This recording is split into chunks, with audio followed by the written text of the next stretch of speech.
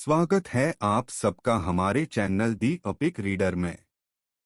चाणक्य नीति, पराधीनता और साधु पुरुष, भाग 12, दूसरा अध्याय।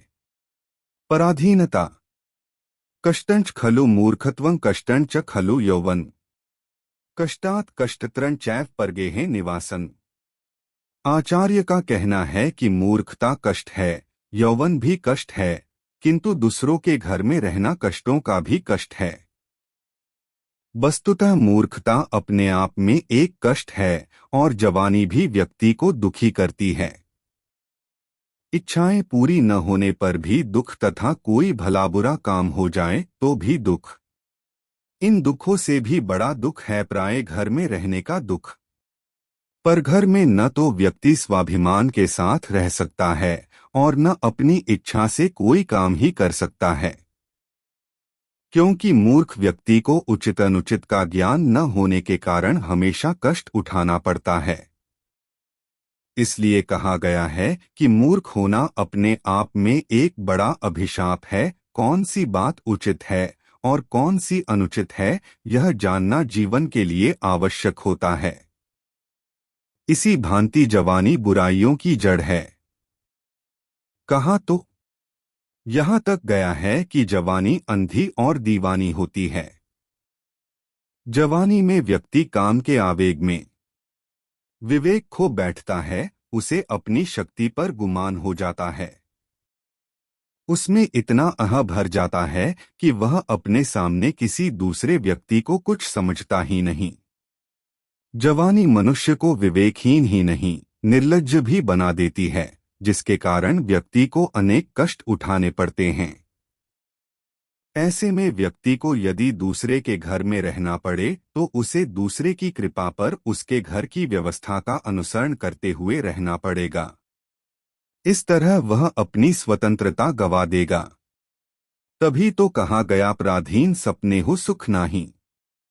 इसलिए इन पर विचार करना चाहिए। साधु पुरुष।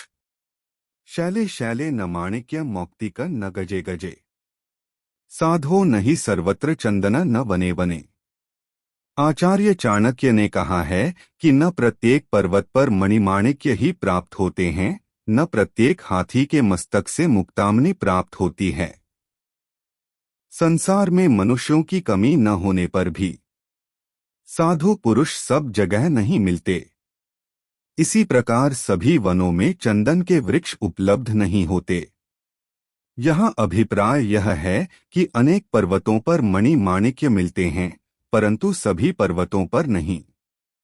ऐसा विश्वास किया जाता है कि कुछ हाथी ऐसे होते हैं जिनके मस्तक में मणि विद्यमान रहती है, परंतु ऐसा सभी हाथियों में नहीं होता। इसी प्रकार इस पृथ्वी पर पर्वतों और जंगलों अथवा वनों की कमी नहीं, परंतु सभी वनों में चंदन नहीं मिलता।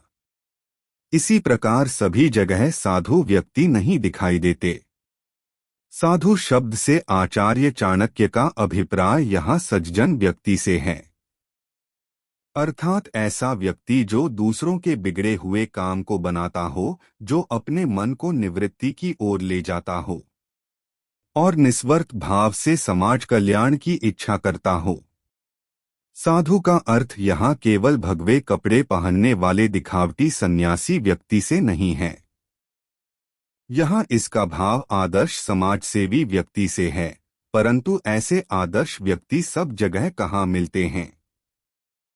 वे तो दुर्लभ ही है। जहाँ भी मिलें उनका यथावत आदर सम्मान ही करना चाहिए। अगले भाग को सुनने के लिए हमारे चैनल दी अपिक रीडर को सब्सक्राइब करें और बेल आइकन को दबाएं ताकि हमारे वीडियो की नोटिफिकेशन आप सभी को मिलती रहे। वीडियो को लाइक करें, अपने दोस्तों के साथ शेयर करें और कमेंट करना ना भूलें। Thank you.